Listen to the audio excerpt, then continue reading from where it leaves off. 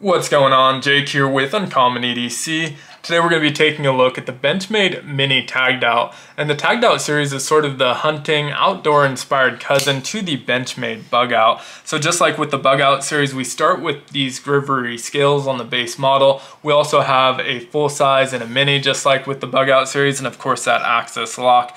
Now the main difference comes down to the blade. With the Taggedout series, we get this ultra thin and slicey clip point style blade, which is a really welcome addition. Now in addition to that, we replace our thumb stud with a thumb hole, which is huge when it comes time to clean up. This knife is made to get dirty, so that's a big factor.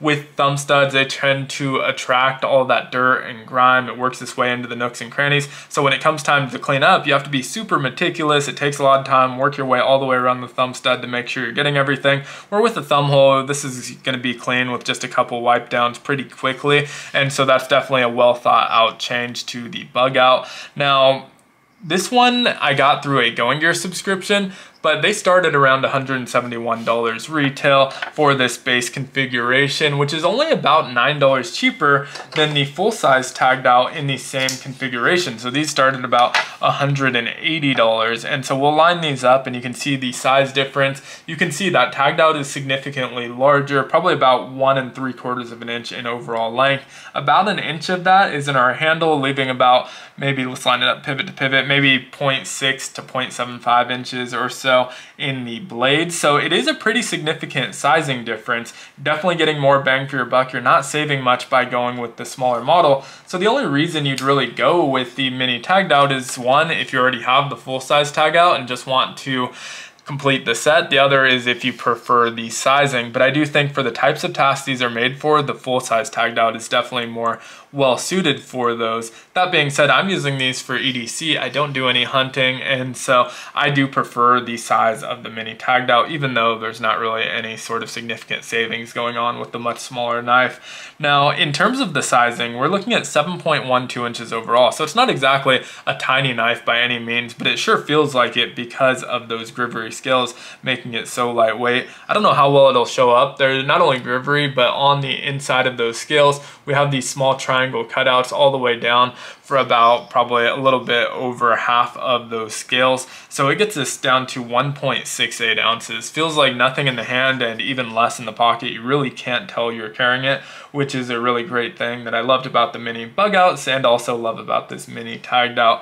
Now, in terms of the handle, we get 4.08 inches. So I am able to get all 4 fingers around there. These are Grivery and they feel like Grivery, so it's not the most premium feel in the hand. We also only have liners down to about this screw here, and so all the way down here is just that Grivery material. So you do get the same flex you get with the mini Bug Out. Not too significant. If you're really squeezing down though, you can get those to flex quite a bit. Now, in terms of the ergos on this handle, even though I'm able to get all 4 fingers, it's not the most comfortable in the world. I'd say they're good, not great. So I can get all 4 fingers. The first thing I notice though, as soon as I grab into it, is the pocket clip touching in the inside of that pinky knuckle. And so I love this stubby deep carry pocket clip that they used on it, but it sticks up quite high and you do feel that. I don't think it's really a hot spot per se, but over longer periods of time, it could definitely develop into one. With gloves or something like that, you definitely won't notice that though.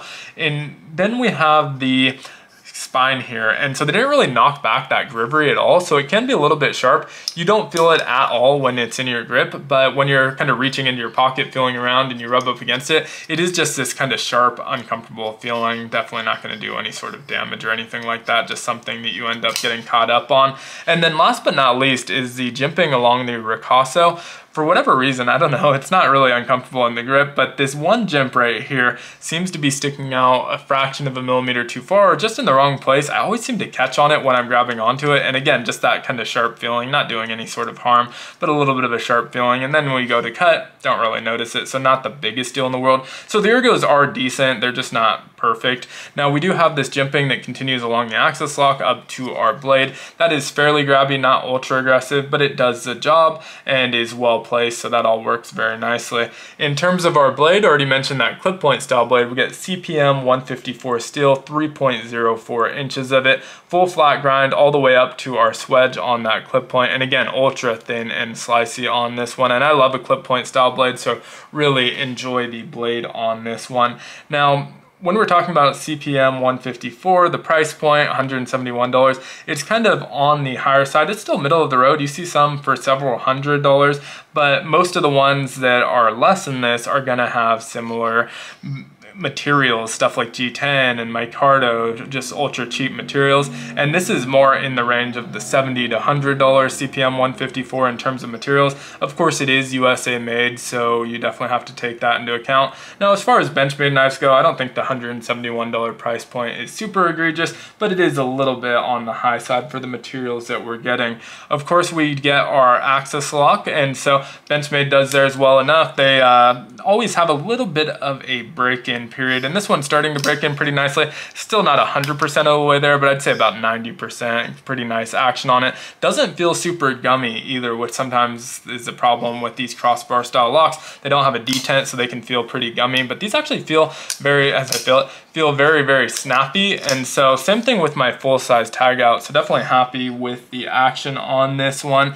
The deep carry pocket clip, again, is something that I really like, the stubby version of it, and it is reversible, so this is an ultra ambidextrous knife. All of our lock, our deployment method, and our pocket clip reversible. Do have that nice triangular lanyard hole back here, so you can fit all the way up to that 550 paracord, no problem. As far as our thumb hole deployment, middle finger flick is perfect on this one. I'm able to get in there perfectly, and it's just kind of a natural position to flick that open. And like I said, ultra snappy for a crossbar style lock, so really happy with that. As far as doing the same with my thumb, I do have a little bit of a harder time getting my thumb into the hole and just having the access that we need. Tend to, see like that, need to put a little bit of wrist behind it with the thumb deployment, but I'm pretty much always middle finger flicking this one. Overall, I think it's a really cool knife. I like this a little bit more than the Taggedout. I think I am going to venture out and replace the Taggedout scales, probably with AWT again, but not 100% sure about that because they don't make mini Taggedout. And so if I can find a company that does both and I like both, I may end up swapping and matching these to whatever scales those are, or I may just swap out the full-size Taggedout and wait on this one until they start making mini Taggedout scales. But either way, I would love to hear your thoughts on this knife down in the comments below. If you picked it up, how you're liking it so far, or if this is one you would even consider. One other thing I forgot to mention on this, which I really do like quite a bit and you just kind of forget about because it's out of sight, out of mind, are those anodized orange standoffs. And so really nice touch. I'm glad they included that. I'm sure it wasn't that much of an extra cost, so it really ups the overall look of the back of this knife. But again, would love to hear your thoughts on it in the comments. As usual, if you enjoyed the video, consider liking, commenting, subscribing, joining the channel as a member, or checking out some of my other content. All helps the channel out a ton, and I hope you have a great one. Take care.